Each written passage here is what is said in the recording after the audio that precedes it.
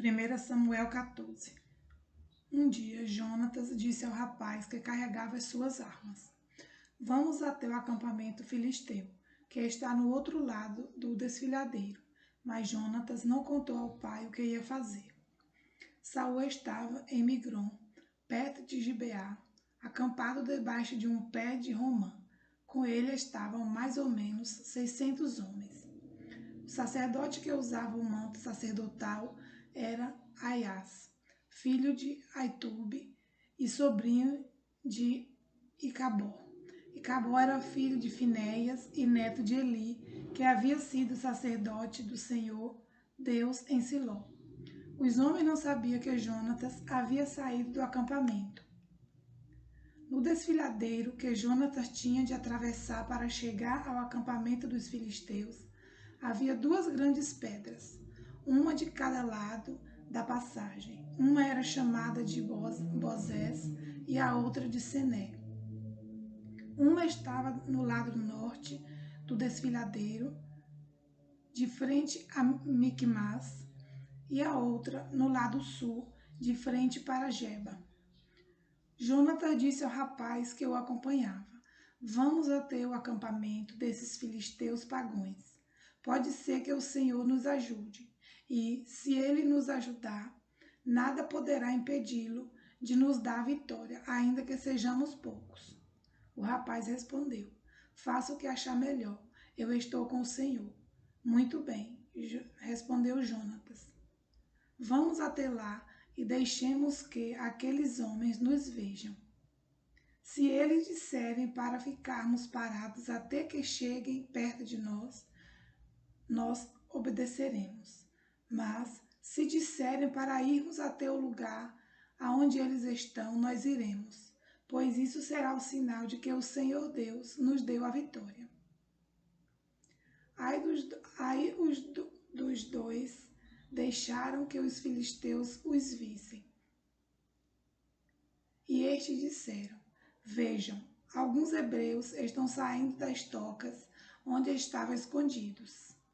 Então os soldados filisteus chamaram Jonatas e o rapaz. Suba até aqui. Queremos mostrar uma coisa a vocês. Jonatas disse ao rapaz: Siga-me, pois o Senhor Deus deu ao povo de Israel a vitória sobre os filisteus. Ele subiu, engatinhando, e o rapaz o seguiu. Jonatas ia atacando e derrubando os filisteus, e o rapaz ia matando.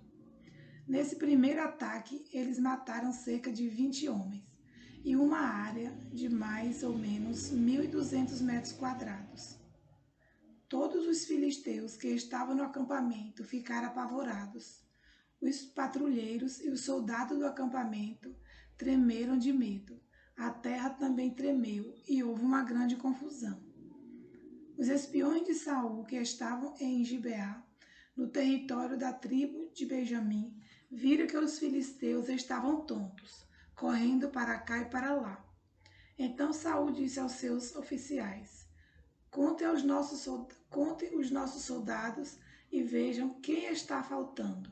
Eles contaram e descobriram que estava faltando Jonatas e o rapaz que carregava as suas armas. Aí Saul disse a Aias, o sacerdote: Traga aqui a arca da aliança. Ele disse isso porque naquele tempo a arca ia na frente do povo de Israel. Enquanto Saul falava com o sacerdote, a confusão no acampamento filisteu aumentava cada vez mais. Então Saul disse ao sacerdote: Você não precisa mais consultar o Senhor. Aí ele e os seus homens entraram na batalha contra os filisteus. Estes, em completa confusão, estavam lutando uns contra os outros. Os hebreus que haviam passado para o lado dos filisteus e tinham ido para o acampamento com eles, mudaram de lado outra vez e se juntaram com Saul e Jonatas. Os israelitas que estavam escondidos nas montanhas de Efraim também souberam que os filisteus estavam fugindo. Eles se reuniram e atacaram os filisteus, lutando todo o caminho até além de Bet-Aven, e o Senhor Deus deu naquele dia a vitória ao povo de Israel. Naquele dia, os israelitas estavam fracos de fome, porque Saul havia feito este juramento: quem comer qualquer coisa hoje, antes de eu me vingar dos meus inimigos, será amaldiçoado.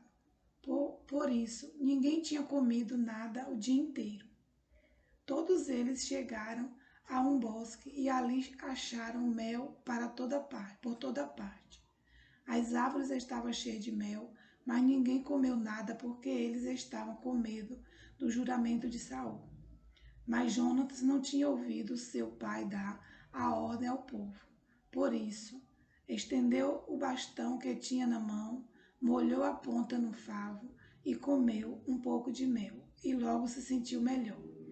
Mas um dos homens disse: todos estão fracos de fome porque o seu pai nos ameaçou dizendo: quem comer qualquer coisa hoje será amaldiçoado. Então Jonatas respondeu: o meu pai fez uma coisa terrível com o nosso povo. Vejam como estou me sentindo melhor depois de comer um pouco deste mel. Teria sido bem melhor se hoje o nosso povo tivesse comido o alimento que tomou do inimigo quando o derrotou. Imagine quantos filisteus mais eles teriam matado. Naquele dia, os israelitas derrotaram os filisteus, lutando desde Micmas até Aijalon. A essa altura, os israelitas estavam muito fracos de fome. Por isso, avançaram sobre o que havia tirado dos inimigos, isto é, as ovelhas, as vacas e os bezerros, e os mataram ali mesmo e comeram a carne com o sangue.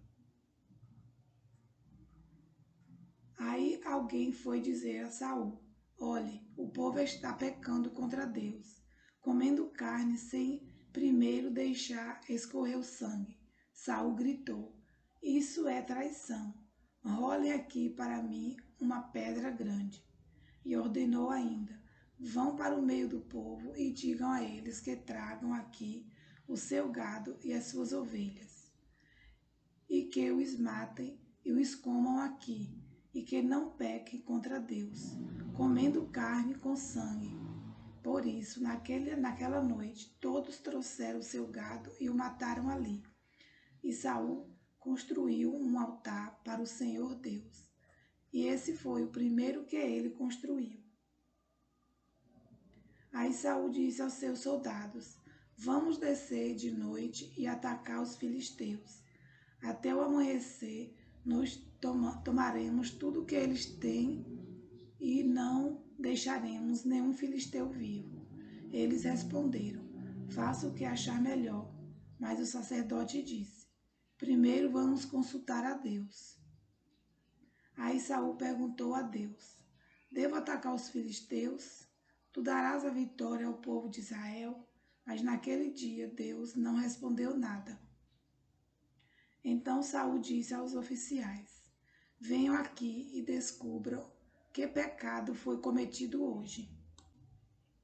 Eu prometo pelo Senhor, o Deus vivo, o Salvador de Israel, que mesmo que o culpado seja o meu filho Jonatas, eu o matarei.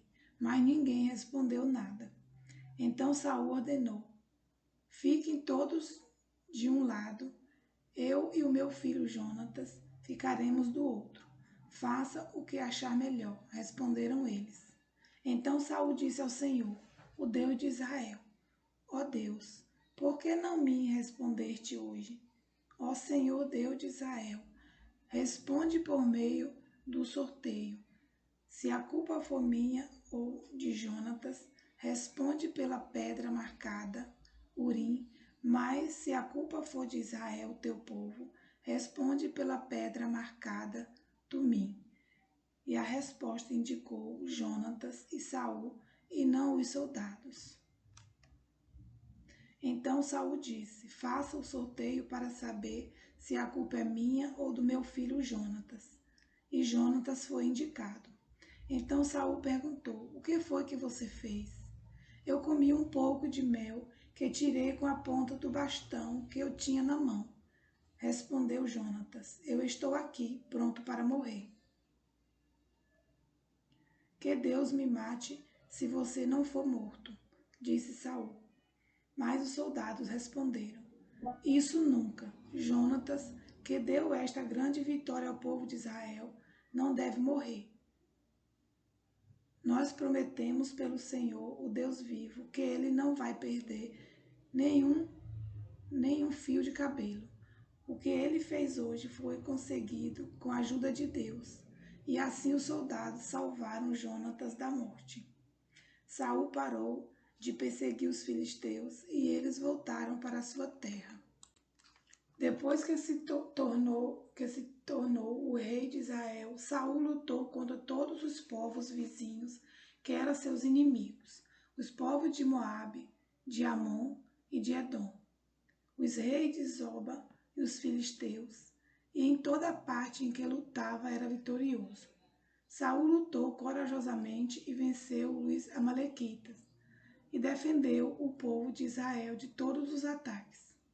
Saul tinha 3 filhos, homens, Jonatas, Isvi e Malquizuá. A sua filha mais velha chamava-se Merabe e a mais nova Mical. A sua mulher chamava-se Ainoã e era filha de Aimaas. O comandante do exército de Saul era o seu primo Abner, filho do seu tio Né. Quis, o pai de Saul, e Né, o pai de Abner, eram filhos de Abiel. Durante toda a sua vida, Saul lutou ferozmente contra os filisteus. E sempre que encontrava um homem forte e valente, ele o alistava no seu exército.